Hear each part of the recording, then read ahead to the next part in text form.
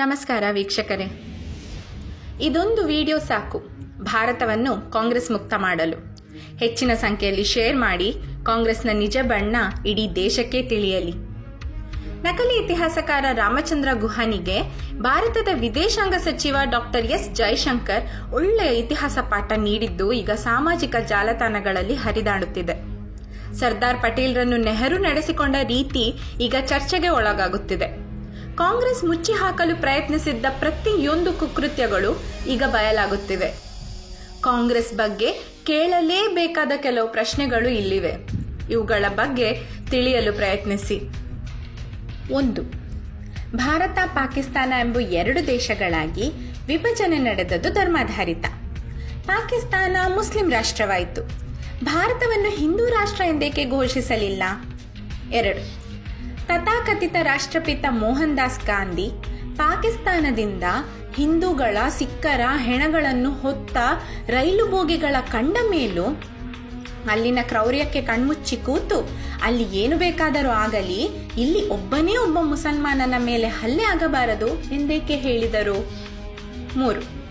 ಗಾಂಧೀಜಿ ಮನಸ್ಸು ಮಾಡಿದ್ದರೆ ಗಾಂಧಿ ಇರ್ವಿನ್ ಒಪ್ಪಂದಕ್ಕೆ ಸಹಿ ಹಾಕುವ ಮೊದಲು ಬ್ರಿಟಿಷರ ಮೇಲೆ ಒತ್ತಡ ಹೇರಿ ಭಗತ್ ಸಿಂಗ್ ಮತ್ತು ಸಂಗಡಿಗರನ್ನು ಬಿಡಿಸಿಕೊಳ್ಳಬಹುದಿತ್ತು. ಹಾಗಾಗಲಿಲ್ಲ, ಏಕೆ? 4. ಭಾರತದ ಮುಸ್ಲಿಮರಿಗೆ ಸಂವಿಧಾನದಲ್ಲಿ ಬೇರೆಯೇ ನ್ಯಾಯವಿಧಿಗಳಿವೆ, ಏಕೆ? 5. ಭಾರತ ದೇಶದಿಂದ ವಿಭಜನೆಗೊಂಡು ಪ್ರತ್ಯೇಕಗೊಂಡ ಪ್ರತಿ ದೇಶವು ಇಸ್ಲಾಮಿಕ್ ದೇಶವೇ ಆದದ್ದು ಯಾಕೆ? 6. ಕೇರಳದಲ್ಲಿ ಈಗಲೂ ಕೂಡ ಆಟೋ ರಿಕ್ಷಾದ ಹಿಂದೆ ಜೈ ಶ್ರೀರಾಮ್ ಆಗಲಿ, ಜೈ ಹನುಮಾನ್ ಆಗಲಿ, ಶ್ರೀಕೃಷ್ಣ ಎಂದು ಬರೆಯಲಾಗದ ಪರಿಸ್ಥಿತಿ ಅಲ್ಲಿನ ರಿಕ್ಷಾ ಮಾಲೀಕರಿಗೆ ಇದೆ. ಅದು ಯಾಕೆ? 7. ನಿಯಮದ ಪ್ರಕಾರ 10%ಗಿಂತ ಹೆಚ್ಚಿನ ಜನಸಂಖ್ಯೆ ಇದ್ದಲ್ಲಿ ಅವರು ಅಲ್ಪಸಂಖ್ಯಾತರಲ್ಲ. ಭಾರತದಲ್ಲಿ ಮುಸ್ಲಿಮರ ಜನಸಂಖ್ಯೆ 18% ಇದ್ದು ಅವರು ಅಲ್ಪಸಂಖ್ಯಾತರು. ಇದೆಲ್ಲ ಯಾರ ಕೈವಾಡದಿಂದ ಆದದ್ದು? 8. ಕಾಶ್ಮೀರ ಹಿಂದೂಗಳ ರಾಜ್ಯವಾಗಿತ್ತಲ್ಲ, ಅಲ್ಲಿಂದಲೇ ಹಿಂದೂಗಳನ್ನು ಒದ್ದೋಡಿಸಿದ್ದೇಕೆ? 9. ಎಲ್ಲಿ ಮುಸ್ಲಿಮರ ಜನಸಂಖ್ಯೆ 30-40% ಏರಿಕೆಯಾಗುತ್ತದೋ ಅಲ್ಲೆಲ್ಲ ಅವರು ಪ್ರತ್ಯೇಕ ಮುಸ್ಲಿಂ ರಾಷ್ಟ್ರದ ಬೇಡಿಕೆ ಇಡುವುದು ಸಾಮಾನ್ಯ. ಹೀಗೇಕೆ?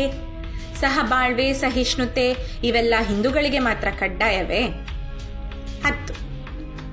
ಭಯೋತ್ಪಾದಕನೊಬ್ಬ ಸಿಕ್ಕಿಬಿದ್ದಾಗ ಆತ ಮುಸ್ಲಿಮನಾದರೆ ಭಯೋತ್ಪಾದನೆಗೆ ಧರ್ಮವಿಲ್ಲ. ಅದೇ ಹಿಂದೂಗಳು ಎಂದೂ ಇಂತಹ ದುಷ್ಕೃತ್ಯಕ್ಕೆ ಕೈ ಹಾಕದೆ ಹೋದರೂ ಕೇಸರಿ ಭಯೋತ್ಪಾದನೆ ಎಂಬ ಕಟ್ಟುಕತೆಯನ್ನೇ ಹೆಣೆಯಲಾಗುತ್ತಿದೆ. ಹೀಗೇಕೆ? 11. ವಿಶ್ವದಲ್ಲಿ ಹಜ್ ಯಾತ್ರೆಗೆ ಸಬ್ಸಿಡಿ ಕೊಡುತ್ತಿದ್ದ ಏಕೈಕ ದೇಶ ಭಾರತ. 10,000 ಕೋಟಿ ಇದಕ್ಕಾಗಿ ಖರ್ಚು ಮಾಡಿದ ಸರ್ಕಾರ ಯಾರದ್ದು? 12.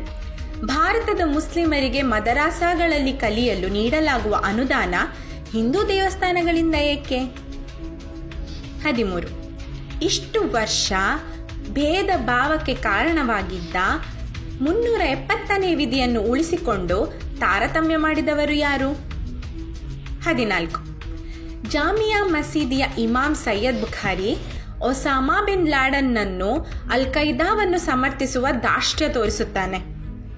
ಆದರೂ ಆತನನ್ನು ಬಂಧಿಸುವುದು ಇರಲಿ, ಕನಿಷ್ಠ ಯಾರೂ ಆತನನ್ನು ಪ್ರಶ್ನಿಸುವುದೂ ಇಲ್ಲ.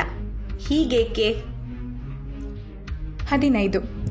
ಪಾಕಿಸ್ತಾನದಲ್ಲಿ 1947ರಲ್ಲಿ ಹಿಂದೂಗಳ ಜನಸಂಖ್ಯೆ 22.45%ನಷ್ಟಿತ್ತು.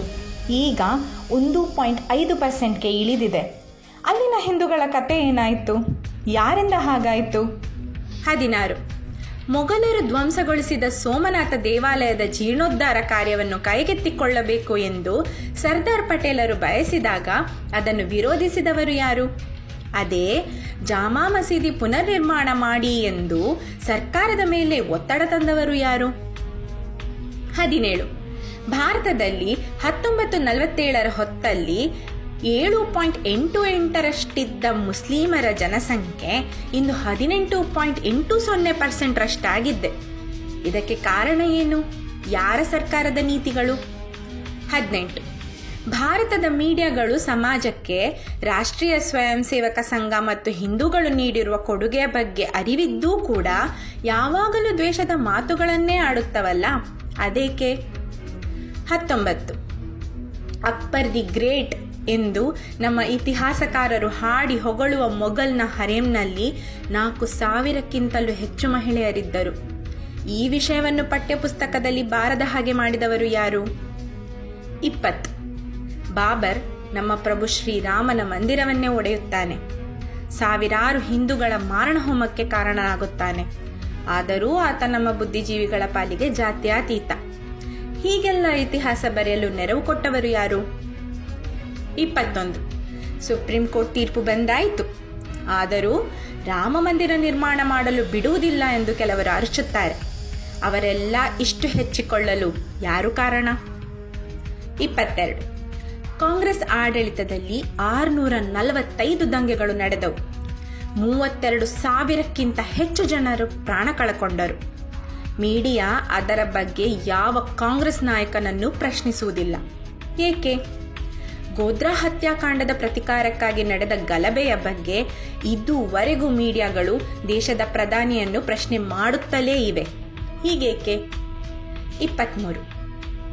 ಗೋಧ್ರಾ ಹತ್ಯೆ, ಸಿಖ್ಖರ ನರಮೇಧ, ಕಾಶ್ಮೀರಿ ಪಂಡಿತರ ಹತ್ಯೆ ಇದ್ಯಾವುದರ ಬಗ್ಗೆಯೂ ಮೀಡಿಯಾಗಳು ಮಾತನಾಡುವುದಿಲ್ಲ. ಅವರನ್ನು ಹಾಗೆ ಪೋಷಿಸಿ ನಿಯತ್ತಿನಲ್ಲಿ ಬದುಕುವಂತೆ ಸಾಕಿದವರು ಯಾರು? 24. ನೆಹರು ಕುಟುಂಬ, ಗಾಂಧಿ ಕುಟುಂಬ ಆದದ್ದು ಹೇಗೆ? ಮುಸ್ಲಿಂ, ಪಾರ್ಸಿ, ಕ್ರೈಸ್ತರು ಶಿವಭಕ್ತ, ಜನವಾರ, ದಾರಿ, ಬ್ರಾಹ್ಮಣರಾದದ್ದು ಹೇಗೆ? ಈ ಎಲ್ಲ ಪ್ರಶ್ನೆಗಳನ್ನು ಅವಶ್ಯಕವಾಗಿ ಕೇಳಲೇಬೇಕು. ಮುಂದಿನ ಪೀಳಿಗೆಗೆ ಕಾಂಗ್ರೆಸ್ನ ನಿಜ ಮರ್ಮ ತಿಳಿಯಲೇಬೇಕು. ದೇಶವನ್ನು ಇಷ್ಟು ವರ್ಷ ಗೆದ್ದಲುಗಳ ಹಾಗೆ ತಿಂದು ಅಭಿವೃದ್ಧಿ ಹೊಂದದ ಹಾಗೆ ಮಾಡಿದ ಕಾಂಗ್ರೆಸ್ನ ಕುಕೃತ್ಯಗಳು ಬಯಲಾಗಲೇಬೇಕು. ವಿಡಿಯೋವನ್ನು ಅತಿ ಹೆಚ್ಚು ಶೇರ್ ಮಾಡಿ ಎಲ್ಲರಿಗೂ ತಲುಪಿಸಿ.